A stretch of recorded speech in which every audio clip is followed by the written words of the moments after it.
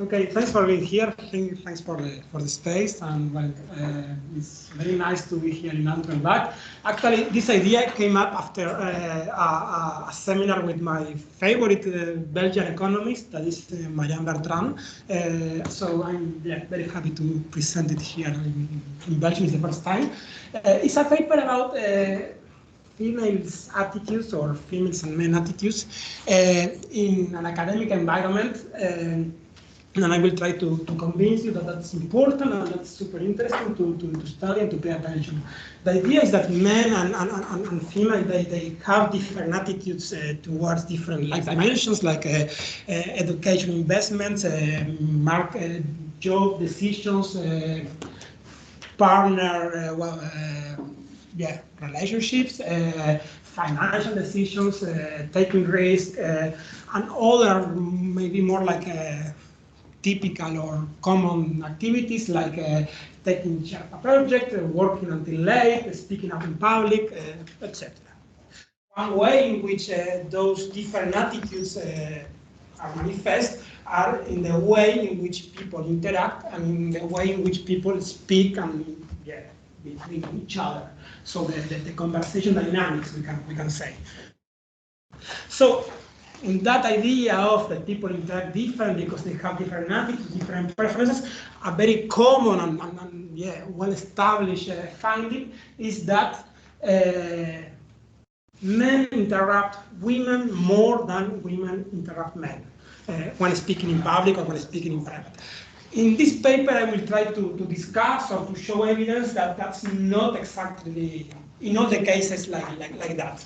So for that, I will use more than 2,000 YouTube videos about seminars, academic seminars in economics that I took or I collected, given that, during after the outbreak of COVID, a lot of academic activity was moved to an online or to a virtual setting, so I have this chance of taking advantage of that. So why it is important to study these different attitudes in academia and in particular in the economics environment? Because, economics is a discipline or a field in which women are very badly represented. I mean, if you go to a department of economics, to a purely econ department, you will see that there is a huge proportion of men in the departments, and there's a very low share of proportion of women in the department. And when you're increasing from PhD students to assistant professors to full professors, it's like a pyramid. So you have less and less women in those departments.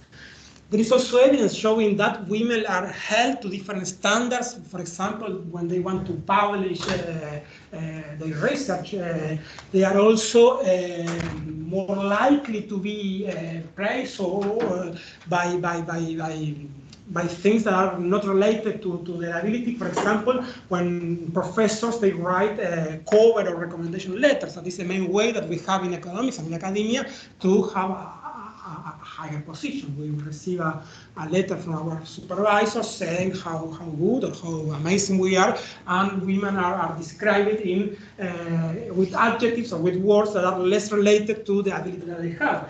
They are also portrayed differently in a very stereotypical way in online forums related to economics.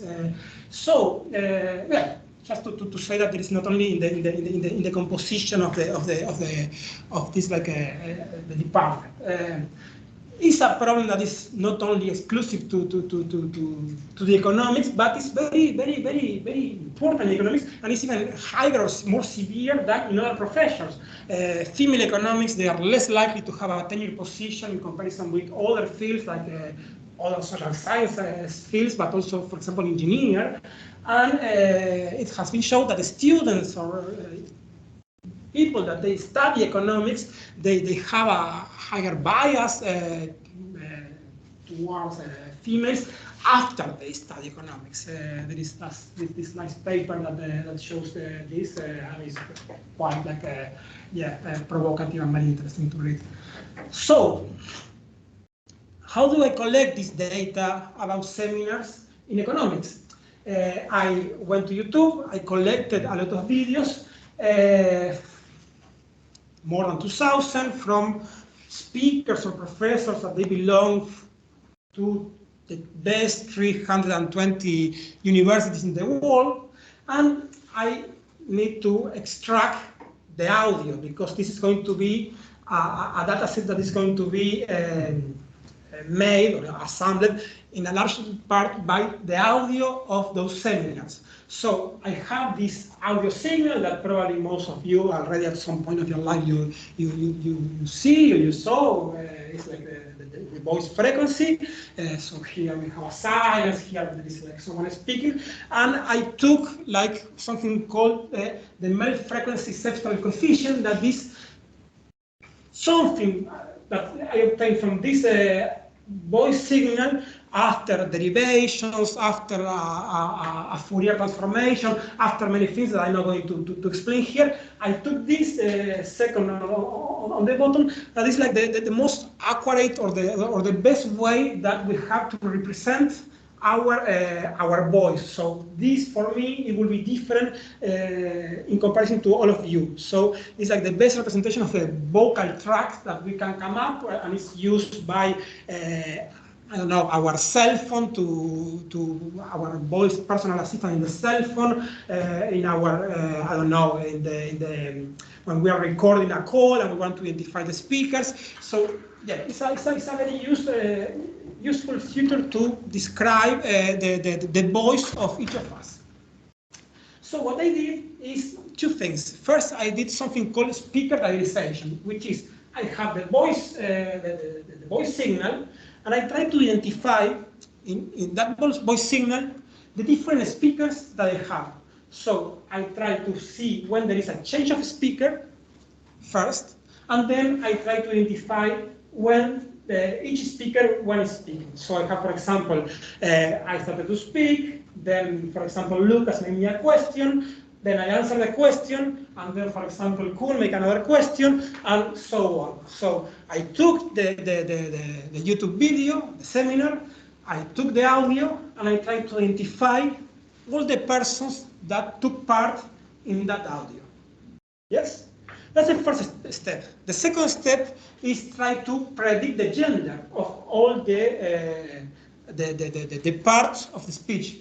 I use a deep feed-forward neural network that is some machine learning fancy stuff, not that fancy actually, it's very easy, to predict whether each segment of the voice corresponds to a male or a female speaker.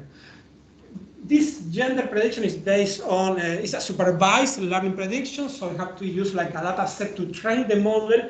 There is Mozilla Common Voice data set, that is a tree bank that Mozilla has, where you can download a lot of voices, and each voice has a label whether it belongs to a male or a female. So I train my model using this repository, and I apply to this new data set from all these 2,000 videos. This is more or less clear. I didn't go through the technicalities. I hope it's okay, but we can discuss the technicalities in a second. So Mateo, the 90% accuracy means that in 1 out of 10 you're wrong. Yes, in my model. So what I do is I have like 6,000 voices from this bank. I trained the model, and I was good at predicting 90% of those 6,000 voices. Clearly, I don't know how good was the prediction because I don't observe the gender. It's a prediction. Yes. So I have the audio. I have the changes of speakers, like I started to speak, someone interrupt me, and I have the gender of all those speakers. And now I have to add some other covariables to make the model a bit more interesting, right? So I use something called part of a speech. Part of a speech is I have a string, I have a sentence, and I try to identify all the different components of that sentence. Meaning, for example, the verb, the adjectives, the nouns, the person names, etc. So I went to the title of the YouTube video, and you can see that I try to identify the name of a speaker. I did the same with the description because clearly this is not always like that. Sometimes I have the name in the title, sometimes I have the name in the description, sometimes I couldn't get the name because the name was not there. But I try to do that.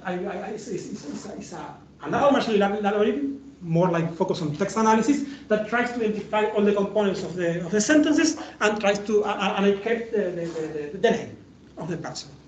With the name, I went to Google Scholar. And in Google Scholar, I paste that name, and I got the profile of the researcher that is presenting, and I got the affiliation, I got the citations, to control a bit for the quality, to say in a fast way, of the researcher. And I got the year in which the researcher published the first paper. I will use this as a proxy of seniority. I mean, if you publish your first paper in 1970, probably you're going to be more senior, to say it in a nice way, than if you publish your paper in 2020. Yes? Then I went to Repec Ideas, that is a very famous econ website, in which I got the ranking of the department. So I got the affiliation in the first step. Now I get the ranking of the department, and I get the GL code, that is something that we use in economics to classify all the literature that we write, where it belongs to micro, micro, econometrics, etc. Yes? This, I'm not using this presentation. I will use it as a robustness check.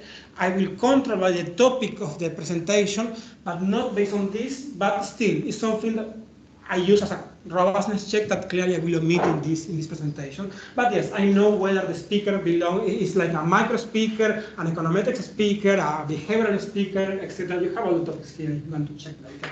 And then I went to YouTube again, and I got the subtitles of the video, which is the thing that I will use to identify the topic of the presentation. So I extract the subtitles of all the seminars, so I not only have the voice, but I also have a textual transcription of those seminars. I will use, again, those subtitles to identify the topic of the presentation. And finally, about the data set, where I got the videos, because maybe I went to Uruguay, to the university, and I just download the videos from Uruguay, so I'm making a story about Uruguay. But I try to do something kind of like clear in terms of the rules that I follow. I went to leading places or organizations or universities that they make repositories during COVID of the seminars online that are like kind of like leading universities. So American Economic Review, Ideas, they have like a long repository with many seminars that you can access to them through YouTube. And then I went to organizations that they organize their own seminars, and I just download them like CPR, MBR, American Economic Association, or the Royal Economic Society, that is the British Association. So what is the research question exactly of this paper, or the main research questions is, are female presenters more interrupted than male presenters? Clearly, when I talk about interruptions, as you got it, or how I construct the data set, it's like all the changes in the voice of the speaker. So every time that I have a different voice in an audio segment, I will count that as an interruption. So an interruption is not necessarily something bad. It can be good. It can be maybe a question. It can be a comment. It can be at the end of a seminar that I say someone has any question and someone asks a question. So all those things are an interruption. Then I will try to be more narrow in what I consider interruption, and I will try to only consider questions, proper questions. But for the moment, it's going to be only interruptions like this general thing. Then I'm going to try to see, okay, are female presenters more interrupted? Spoiler, yes. The second question is, okay, but are they more interrupted because males are asking more questions, or because females are asking more questions? That is something that sometimes we are missing in all this story. Who is responsible of those interruptions?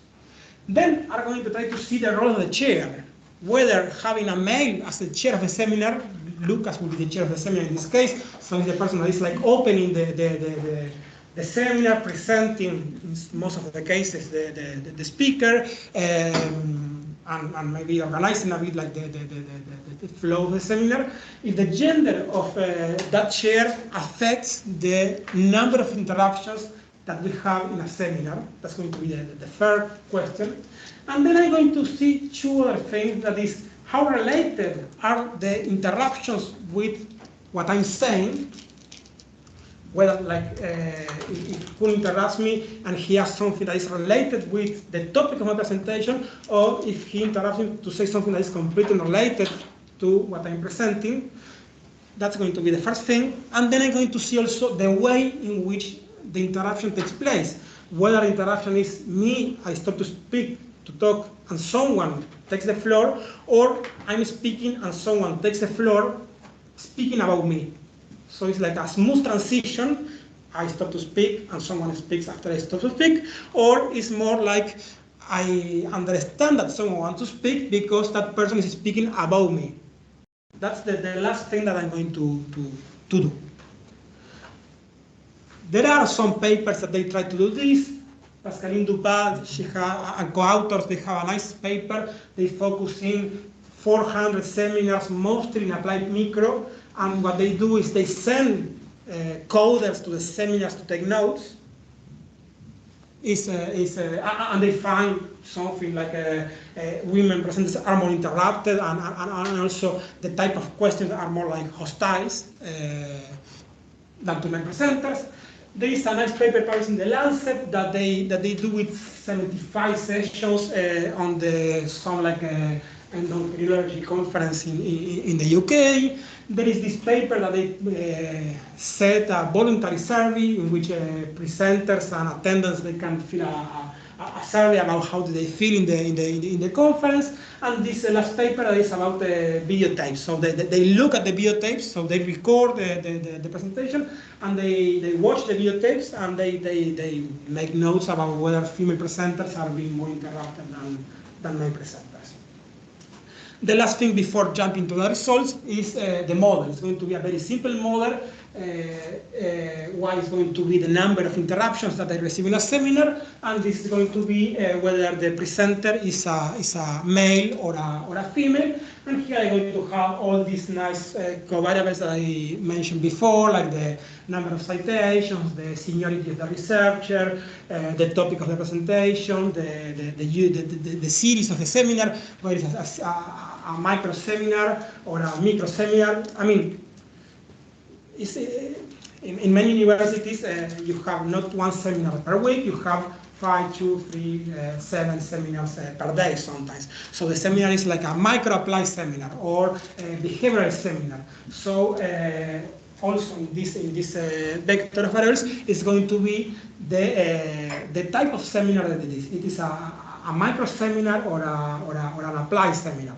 And I got that using the YouTube channel. The YouTube channel groups the seminars according to who upload the seminars. So normally there is an account from the Harvard University, and the group of behavioral researchers, they create a YouTube account and they upload all the seminars belonging to behavioral economics, for example. So that's going to be also part of the control variables. So summary statistics.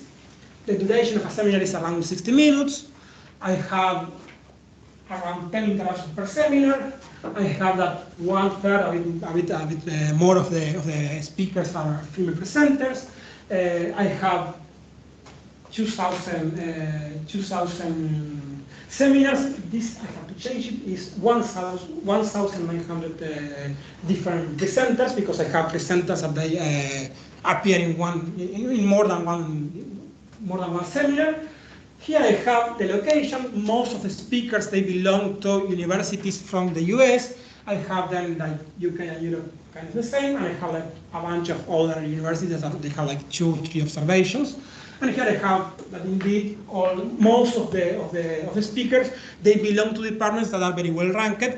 This is changing a bit because I still downloading. I mean, this 2,000 thing is increasing. I have a server still downloading and analyzing seminars. So next time that I will present this, it's going to be probably a bit higher number, and this is going to be changed a bit. It's going to change a bit because yes, I'm adding more and more observations.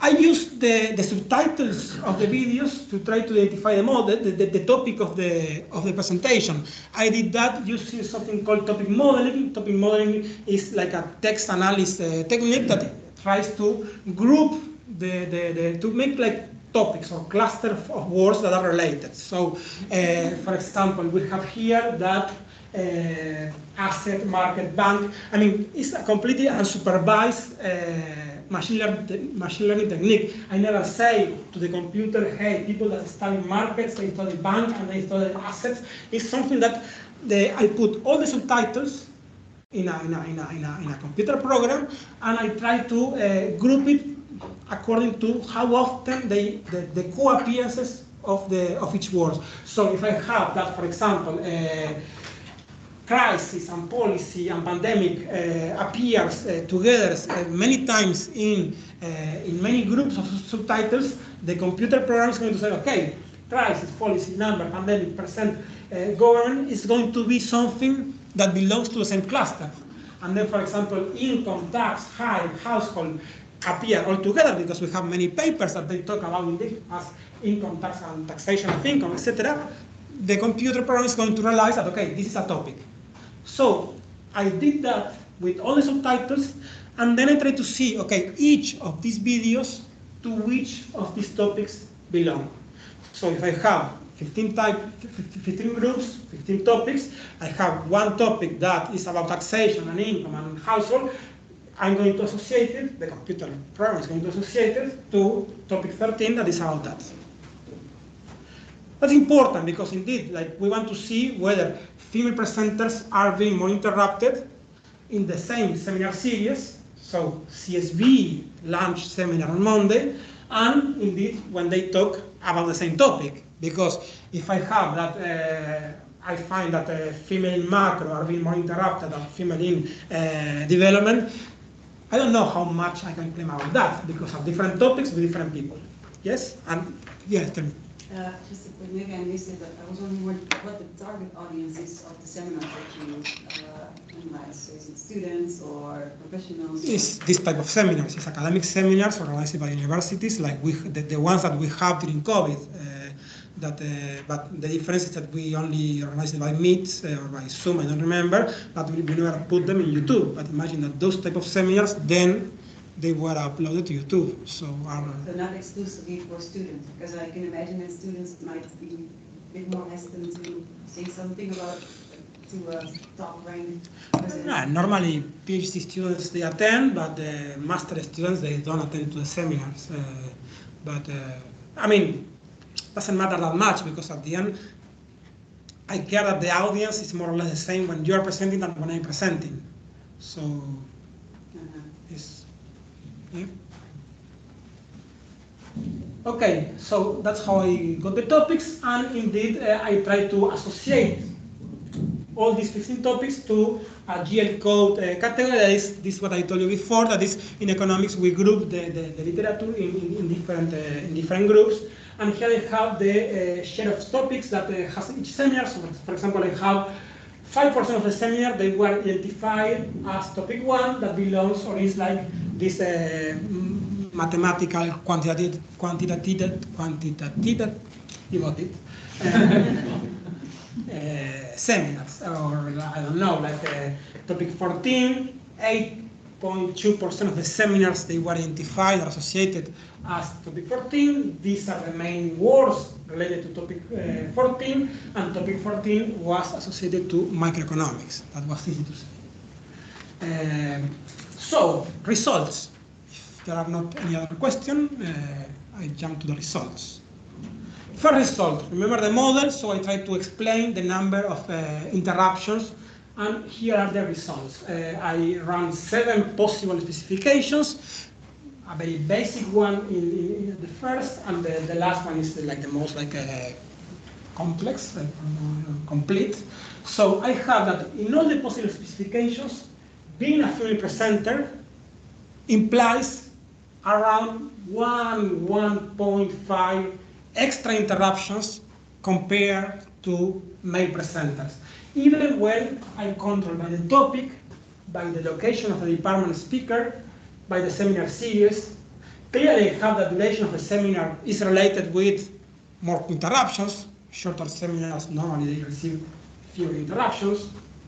Citations, more citations is related with lower interruptions. You can see by the negative sign. And seniority, again, more senior people, they receive less interruptions than less senior people. Yeah? Sorry. So it means that if the seminar is 1 hour longer, there are only like 20% more interruptions. Not 20%, 0.2 more interruptions. 0.2. It's not in percentage. Okay, but you have like 10 interruptions on average? Yes. Yeah, like from 10 to 10.2? Maybe it's in minutes, then I have to check that. Okay. Yes, maybe it's in minutes, because indeed 1 hour extra will imply 0.2 extra interruptions, which maybe is a bit low. Yeah, I have to check whether this is in hours or I use in minutes. Yeah, because if it's in minutes, no. That would make a bit more sense. Yes, Yeah. I think so. Yeah, I have to check that. Okay, thanks. In how many seminars the presenters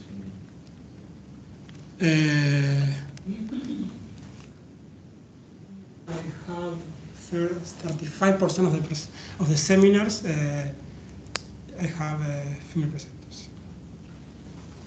Yeah. Correct. So seminar series, Yes. the dummy, what does it denote? Denotes whether, I mean,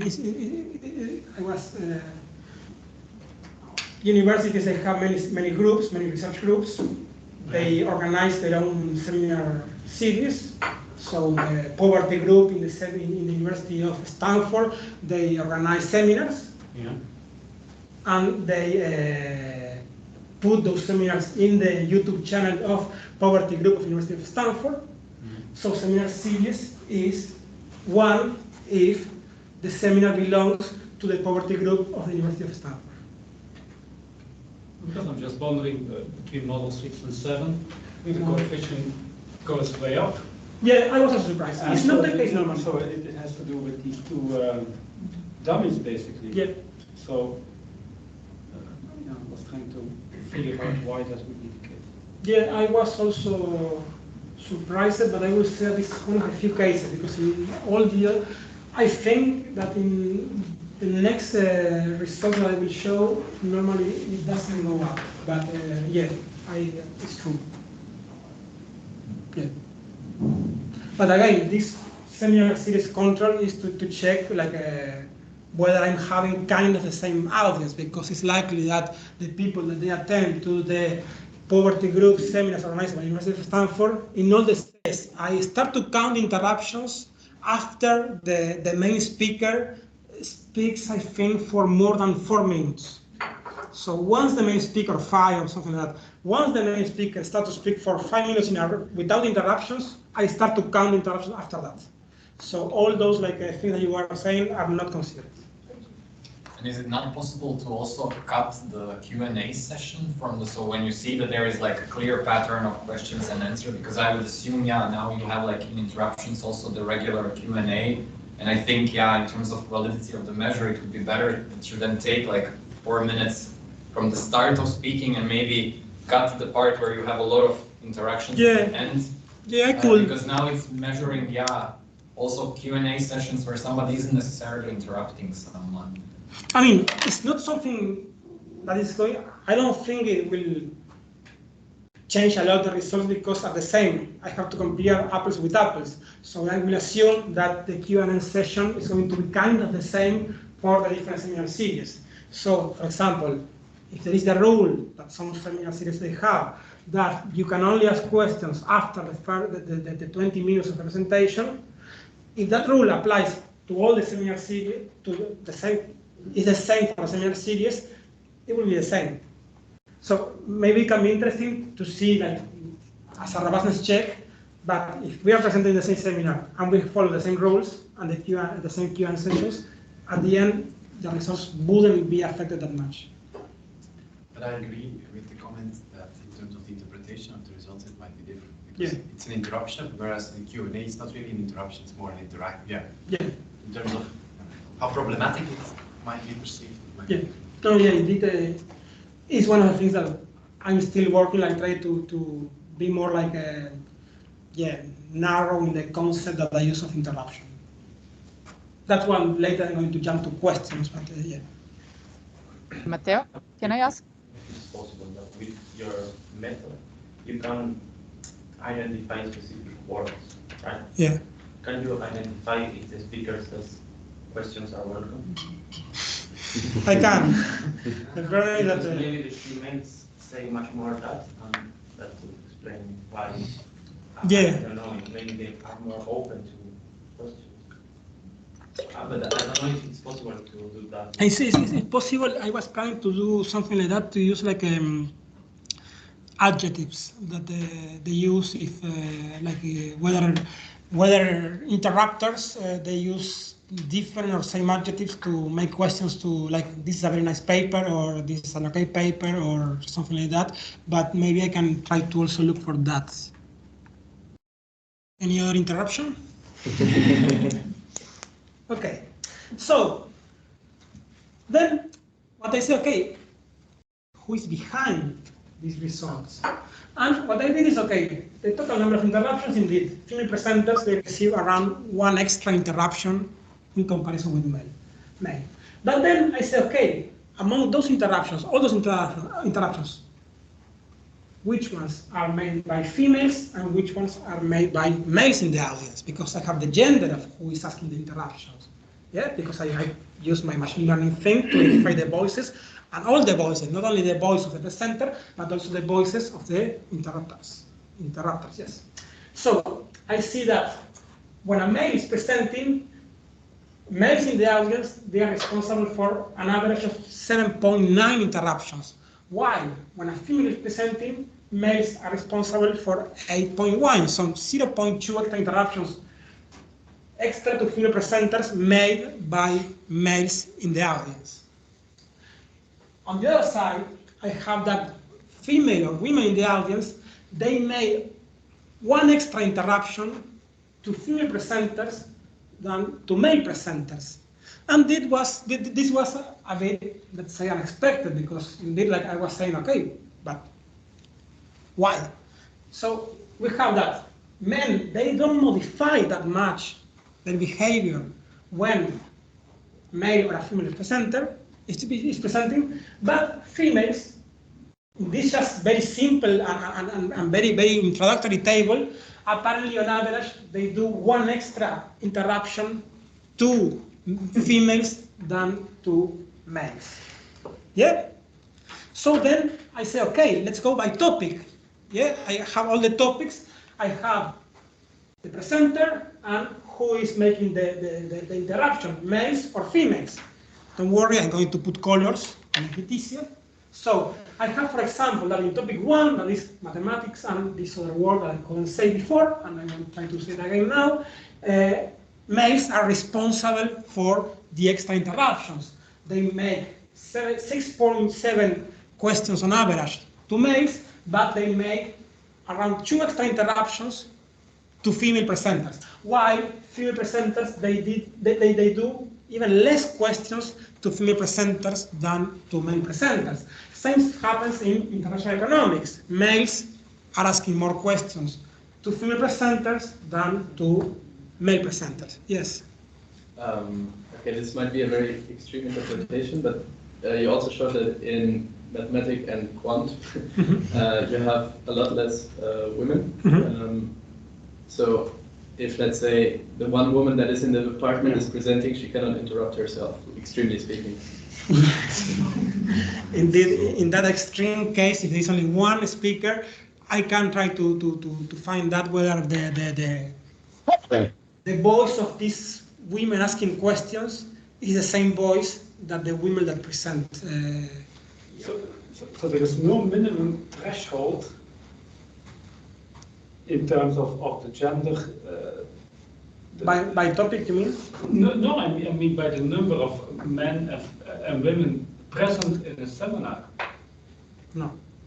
Well, No. it's I'm trying to bring the idea. I'm still not showing any result.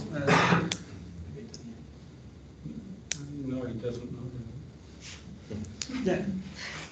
Yeah. No, I'm just imagining that many of these seminars have like a predominant male presence and only a couple of women, and that is perhaps biasing the results so that you would perhaps limit yourself. I mean, that you take a sample where there's at least a couple of. But again, just in case, I am comparing in the same topic. So if I have 5 females and 100 males, I don't care about that. I care whether the 5 females, they ask questions to females or to men. Yeah? Absolutely. Okay. Just to continue bringing the intuition, and then I will jump to some regressions in order to be a bit more formal. But then we have the other way around, labor, topic 6 or 12. We have that females in the audience, they make more questions to female presenters, while men, they ask a bit more, a bit less here, and a bit less here. So they reduce the number of questions that they make to female in the audience. So then I try to do a regression, but instead of having as dependent variable the total number of interruptions, I'm having as a dependent variable the number of interruptions. I'm going to run 2 regressions. One is going to be the number of interruptions made by females in the audience, and then the other regression is going to be number of interruptions made by males in the audience. Yes? So it's going to be panel A, interruptions made by males, and panel B should be interruptions made by females in the audience. And I have that being a female presenter is not significant to explain an increase in the number of interruptions made by males in the audience. So whether I am, whether I am a female presenting. I don't want to miss this opportunity to interrupt on behalf of a female questioner. So Shicha wants to ask a question 5 minutes ago. Okay. So my question was related to a couple of slides ago. I just wondered whether in that specification you took into account the interaction with gender, because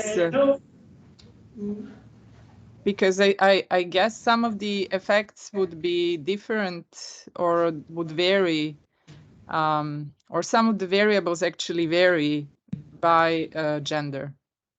Sorry, interacting with which variable with gender? Well, if you go to your specification where you have the female presenter and then XZ, so I was wondering whether you have in this regression interactions of female presenter and any of the X's and Z's.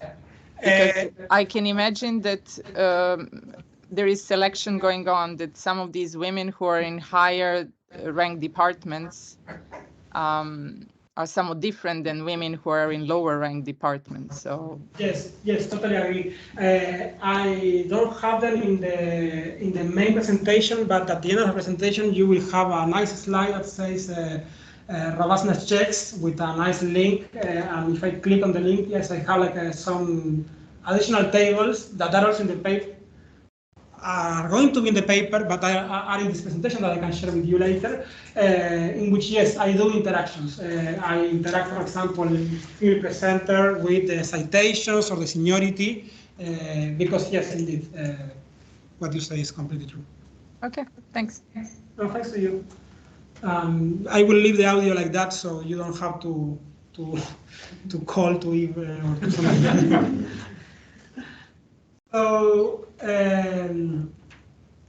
So yeah, what I was trying to say is that being a female presenter doesn't seem to be significant to explain an increase or a decrease in the number of interruptions made by males in the audience. However, being a female presenter seems quite robust, quite significant to explain an increase in the number of interruptions made by female women in the audience.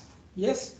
So it's like being a bit more formal in the couple of tables that I was showing before. So clearly, why is this? Is something that I was quite curious to know.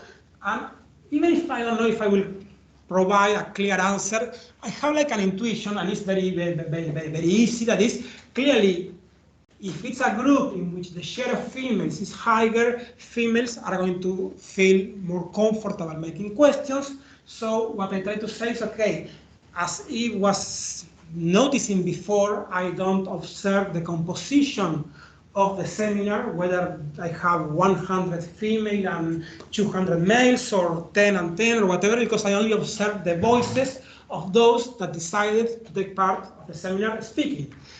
So what I'm trying to do is try to use some type of proxy of the attendees or the spectators of the seminar that you can disagree because it's like a very big proxy. So the proxies are two.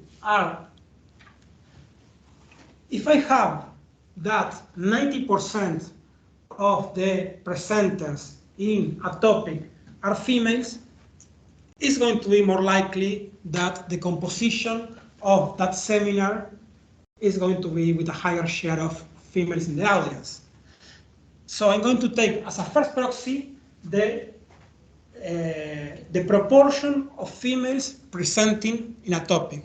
Topic 8, for example, let me go back. Topic 8 that was development and crowd. If I have that, let's say 90% of the speakers that they spoke or they gave a seminar associated to topic 8 are a female, I'm going to say, okay, that female is more likely to have higher share of females in the audience than topic 1, for example, if I have that only one speaker was a female. That's going to be the first proxy that I know is a bit like, yeah, it's not the best proxy. Then I'm going to add another proxy that is David Carr has and co-authors, they have a very nice paper in which they go, if you remember, to this GL code in which we group the literature of economics, and they see to each GL code the share of females that they are publishing in that GL code. So I'm going to see whether seminars that belong to groups in which I have a higher share of women, they have more interruptions than seminars that have a lower share of females. So I have that. Panel A is all the interruptions.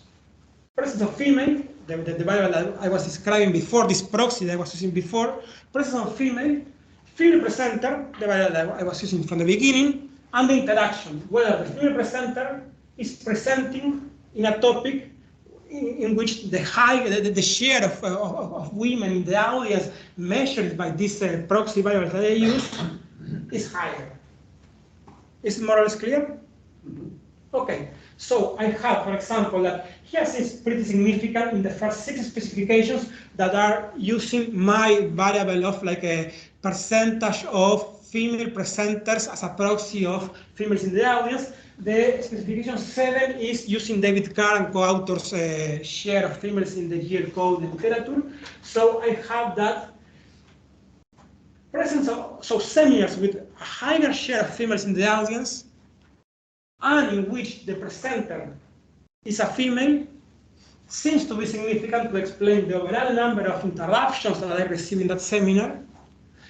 It doesn't seem to be significant to explain an increase in the interruptions made by males in the audience, but it seems to be significant to clearly, that's not surprising, to explain, so clearly seminars in which I have more females clearly are going to be the ones that have more questions from females. This is not something very new, but it's like a way of reinforce the previous result that I was showing before, in which I was saying that, okay, females are being more interrupted in a seminar, but those interruptions are coming mostly by females in the audience and not by males.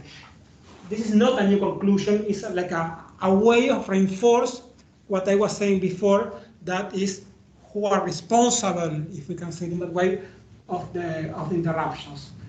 Kuhn, I see that your face, no. Okay. So these are like the main results of this paper. Then, and I'm not going to I think I'm close to run out of time. I have 9 minutes if I'm not mistaken. So, kind of. So I try to add, I run many other regressions to try to show many other results. So for example, I will show in a second that whether the chair of the seminar is a male or a female changes the number of questions or interruptions. I'm going to identify proper questions and comments from interruptions. So from that big bag that is interruptions, I will try to see whether is it a question or it's not a question. I also try to see how the interaction takes place by an overlapping of my voice, or by waiting that someone that I stop to speak, or by sending a text to Eve by WhatsApp. So whether interruptions come from the same individual, maybe I have 10 interruptions, but those 10 interruptions are made by Kuhn, that is asking me 10 questions in a row. So counting same individuals or different individuals. The time at which the first question or the first interruption arrives is also another result that I may show if you want. Other specifications, this is related with the question that Sunchicha made some minutes ago, in which I do several interactions. And the last result is, okay, in the overall interruptions, I'm counting all interruptions, but sometimes in some seminars online, the host or the chair of the seminar is responsible to go to the chat, read the questions, and make those questions or interruptions. So maybe I'm having some type of bias there. So what I'm doing is, okay, rerunning all the results, but excluding all the interruptions that are made by the chair of the seminar. Yeah? And I have other things that I didn't want to bother you. But just gender. So whether the chair is a male or a female, clearly here having a female as a chair reduces the number of interruptions that we have in a seminar, and it reduces the number of interruptions made by males in the audience. So having a female chair in the seminar reduces the number of interruptions made by males. It doesn't seem to affect the number of interruptions made by females in the audience. Just a quick comment. This relation is done without considering the number of the interruptions made by the chair, because clearly, if I have a chair that is a female, I will have a lot. I will have a list pretty significant, because clearly, if I have a chair, a female chair, she may make more questions, interruptions, and this will change my results. So all this table was made without considering the interruptions made by the chair. That's something pretty interesting, or at least it was, yeah, it surprised me a bit. Then I tried to get the questions from the interruptions, get the questions. I did that using the subtitles of the video in English. When we want to do a question, as you know, you speak English better than me, we have a proper way to do it. It's not like in Spanish. In Spanish, we don't have a formulation or a way of constructing the question. It's just the intonation that we put to the voice, whether it's a question or a statement. But in English, it's do you want, it's a question. It's clear, it's a question. So, or which is your favorite, or what do you think, etc., are ways that are like interrogative ways in English. So I went to the subtitles, I went to interruptions, and I tried to predict, using again machine learning, whether the interruption was a question. So from the bag of interruptions, I split it in two, and I have one tiny part, or one, not tiny part, a part that are interruptions, and then the other part that are not, a part that are questions, and then the part that is not questions. That's clear? This was the most surprising thing for me. Being a female presenter is related with a decrease in the number of questions from males in the audience. So when you are running this data, at least in my case, I go to the p-value and say, oh, significant, amazing. And then I go to the coefficient and say, but it's negative. And that was, in my case, a bit unexpected. So female presenter reduces the number of questions from males in the audience, while increases the number of questions by females in the audience. that's like one part of the set, the question. What happens with the other part, that the interruptions that we are not classified as questions, so the non-interrogative interruptions. And it's the other way around, or kind of the other way around. Being a female presenter increases the number of comments, because there are not questions, of comments from males in the audience, and it's not significant, being a female presenter is not significant to explain the number of comments that a presenter receives in the audience. So females, they don't modify their behavior, whether it's a female or a male presenter. The last two results I will show to you, and then I will just conclude, is overlapping interruptions. This is what I was saying before, the way in which we interrupt. When a female presenter is presenting males, they reduce the interrupting comments in which is an overlapping of my voice. This sounds a bit like surprising. I was a bit surprised. So overlapping means I speak above others' voices. So female presenter interruptions made by males, the males, they do fewer interruptions by overlapping voices, while females is the other way around. When the presenter is a female, they do more interruptions by overlapping voices. I was a bit surprised because I was expecting the other way around, but actually there are a lot of literature that shows that it can be negative, because indeed it's a bit like unpolite, or it can be a bit unpolite that someone is speaking and I interrupt that person in that way. It's a bit cultural. I have noted, for example, when I have meeting with Kuhn, that I interrupt him a lot without letting him speak. And he's very nice, and he waits until I start to speak. That takes a lot of time, and then he continues speaking. It's very cultural, I would say. But there is another theory that it says that it's not impolite. It's not impolite. It's a way of showing like interest, gaining rapport, showing support, etc. So there are like two theories balancing there, whether it's something good or something bad. And the last thing that I want to show is the similarity. What is the similarity? I have two chunks of text, so two texts, what I was saying or my presentation, and the text of the interruption. And it's like a vector of words, and I try to see how similar are those vectors of words. Meaning that if I have a vector of words, it's development, growing, GDP, and the person talks about development, GDP, is going to be quite similar, but if the person talks about something else, COVID and climate change, is going to be less similar.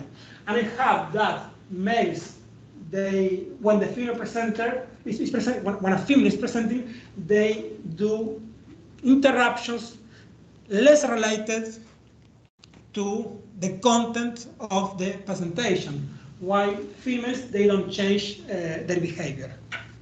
That was more or less clear? Great. So, conclusions. I have two main takeaways. That is, clearly women are being more interrupted than males. That's the main takeaway. The second takeaway is, okay, but wait, these interruptions are not by males, are in many cases by females. Is this bad or good? No, it's not about this. An interruption can be good or can be bad. Actually, what can explain this behavior? Well, I will say there are at least two theories. I mean, women, when they're interrupting women, they feel for some reason more comfortable to interrupt a woman rather than a man. So maybe one way, or one reason why they are interrupting between them, why female in the audience, they're interrupting more female presenters, is a desire to help, sense of community, sorority, to say it in one way, or just better knowledge of the topic. And the fact that indeed, when men, they are speaking, they talk with things less related to the content of the presentation, may show that, or may be like an indication of that. If women are focusing only on labor economics, maybe they have more things to say. Because one of the nice things that shows this paper of David Carr is that females are much more focused in some topics, and men, they don't work that much in those topics. So if I have a female talking about labor, it's more likely that in the audience, the people that they know about labor are going to be females. Yes? That's like the nice way of, or the nice theory that can be behind the interruptions. The maybe a bit less nice theory, if you can allow me to use these adjectives, is like what I call, and this is not very academic, a convergence to the man interruption. That is, not in this department, but in econ departments, the environment are sometimes very, very hostile. I mean, people are very, very upset presenting, and I can share with you later, and probably other people they also, like stories in which situations are very, very like violent in some cases, and clearly those environments, high share of the proportion, are composed by men in the audience. So when we have a minority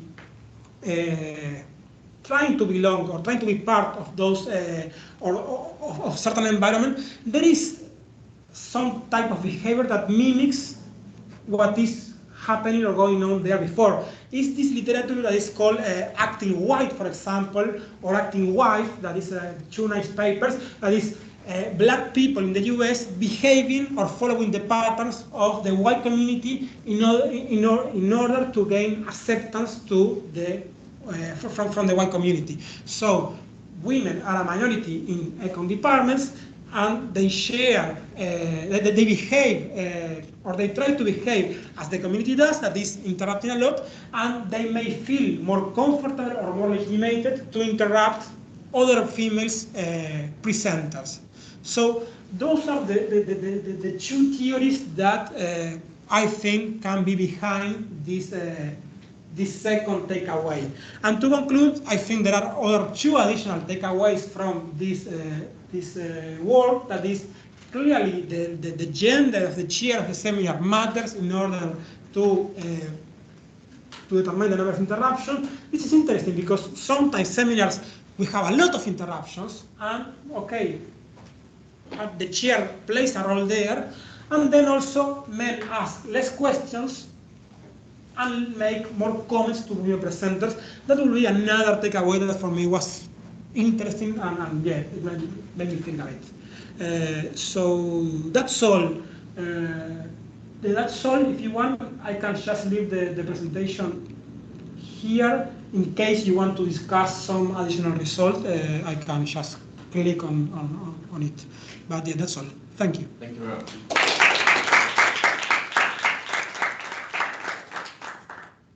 Okay, we have technically -4, but let's say very few minutes for questions, maybe very few. Yeah, some urgent, pressing matter. Is it possible to check whether because sometimes I think there's also some gender bias when it comes to either raising the hand and letting them ask, or when you are given the floor to ask the question, or we just jump in and interrupt. Is there a way for you to see if they are given the floor or they just ask the question? I can try to do what Santi says of try to identify whether the presenter is like sitting the floor or opening the room for questions, or whether it's not, or maybe at the time. I mean, clearly, if you interrupt in the minute 6, it's quite unlikely that I see the floor or invite people. Yeah, it can be something. Yeah. More question? Could you introduce like a variable for seminar culture? Because with all that machine learning, you can see whether within a certain series it is kind of customary to interrupt all the time or not. I will say the easiest way of doing that is controlling by the country. I will say the seminar culture is very dependent of the country. I think we discussed that the UK or the US is much more, I don't know if to use the word violent, but there is a lot more of questions. And discipline. Also, sometimes. And this way of showing off and trying to show you how good is my paper and how bad is the presentation, I can try to control by that. However, I don't observe the country that is organizing the seminar. I observe the country where the speaker belongs. But I can assume that if I have a seminar series in which most of the speakers are from the UK, the organizer is from the UK, but it's a bit tough to exactly know where the organizer comes from. I can look at the YouTube channel if they put the origin of the department. Sometimes they do, sometimes they don't. Isn't what Yves suggesting that you maybe calculate an average amount of interruptions for like seminar series? Then you will have a measure of how common it is that there are interruptions in a certain seminar series. Yeah, I can control it with that. I can try to control, for example, with a seminar series with a lot of interruptions and group it like by, I don't know, quantiles or something like that. But isn't your value capturing as a numbers? Yeah, for sure. I mean, if I control my seminar series, at some point it should be captured there. Yeah. Yeah, it will be more like an additional result or to see if there is like some like cultural difference between US and UK and yeah. Mateo, do you have any way of distinguishing between Sunitsa's question and Sakura's question? The fact that Sakura is physically with you in the same room? I was scared, like, what is the relationship between Sakura's question? No, but I think that if for some of your mechanisms that might be... No, actually I didn't say it, and I should, and I'm sorry for this. The seminars are exclusively online, are not hybrid seminars. So the reason why I did this is because Sakura's questions, probably for some chicha, was not very well received in most of the cases because I have a microphone here, or I should have a microphone here. Sakura, she doesn't have a microphone there. So in order to avoid those problems, I'm only focusing in very neat and clear audio signals that are the ones that come from YouTube, only virtual seminars. So at some point, I may do some type of like a robustness check considering hybrid seminars, maybe with some array that, or someone that can like control that the prediction is going to be okay, because it's very easy to, it's very clean, the prediction, when I have someone speaking to a microphone in a camera in a seminar that I don't have any construction on my back and there is not a noise in the back, there is not a stadium, it's very clean. But if there's a microphone quite away, you know, I mean, sometimes we don't hear the question. Because my hypothesis would be that Yves' point that there's some kind of a seminar culture in certain places is much stronger when people are in the same room. Yes. So I think there would be some kind of a universal seminar culture in seminars online that has emerged the last 2 years. So I think that to really have a nasty seminar, you need to have the people in the room. No, I am aware that the way in which I construct a database has many advantages and many strengths, but indeed. Yeah, there are online seminars. Because I think also the other hand, the nastiness, but also the discipline, is also the fact that I think there is some cultural rules which are in a seminar room. But at least is my personal experience. Yeah. And that as a presenter you enter an unknown world to you, which is the seminar culture that there is in a seminar, which is driven by the people in the audience, and the relations between the people, how they try to show off or try to help or. Yeah, I can try it maybe. I mean, as it is a machine learning prediction, I have a probability. So I am predicting that you're a male with 80%. So maybe I can try to jump to hybrid seminars, but only consider those seminars in which all the speakers, they were predicted with a high probability. So it was at some point clear that the speaker was a male or a female. But yeah. Of those 10% that you misidentify, is it 50-50? Do you, in 50% of the cases, misidentify males as being females? What do you mean? So it could be possible that but the 10% that I couldn't identify. In your accuracy of the neural network. No. Sorry, maybe I didn't explain.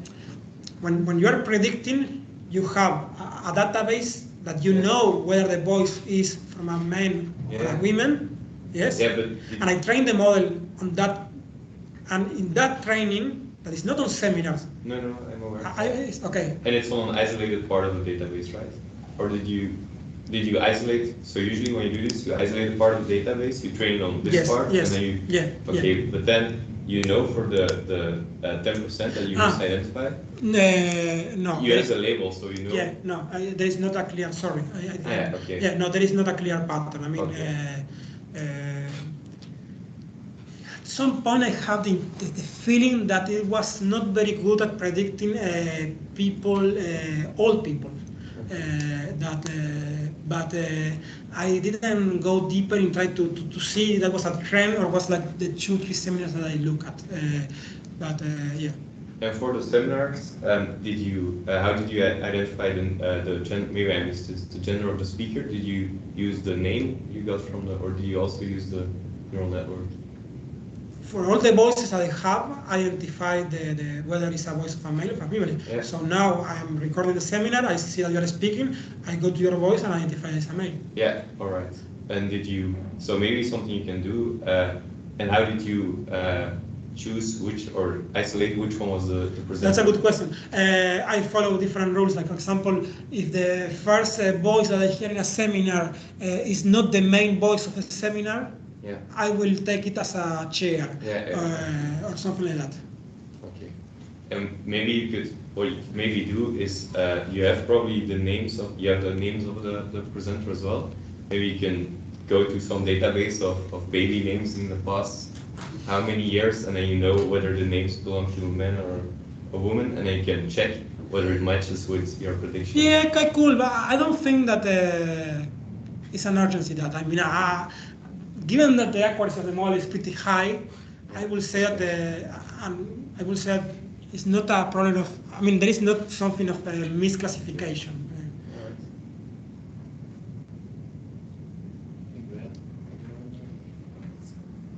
I was curious. Of course, it's relevant to show this for the discipline, which is male dominant, you say.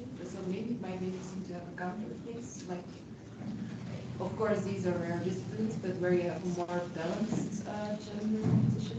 Yeah. And then see if you see the same dynamics or maybe not, and then that can also maybe be interesting to see. Yeah, it's something at some point I would like to do. I will need some type of co-author that works in the discipline, because even if it seems like pretty algorithmic done, I mean, you have to know the topic to I mean, I go to the topic models and I say, okay, banking, asset prices is a topic, and I know economics and I know it's okay. But if I'm doing something in biology and I have like the topics or like, I mean, it's true that it will be amazing, and it's on the agenda to try to extend it to those things. And actually, one of the authors of the papers that I was mentioning before, that they did something similar to what I did, but with coders. I shared the paper with the authors, and they say exactly that it will be nice to extend this to other domains.